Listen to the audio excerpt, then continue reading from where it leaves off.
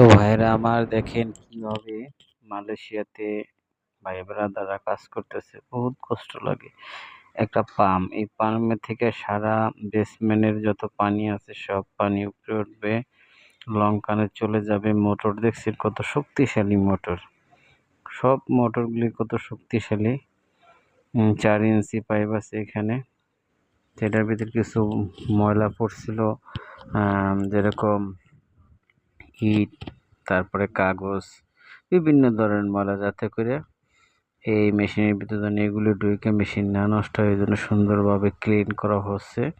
তো মালয়েশিয়াতে এই কাজ যারা করতেছেন সবার তো জানাই আছে, কারণ এটারে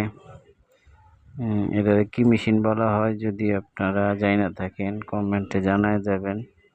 এবং এখানে আগুন দা পরে তারপরে আপনার করতেছে, এই মোটরে পাইপ সুইচে গেছে, সেই পাইপ লাগানো হচ্ছে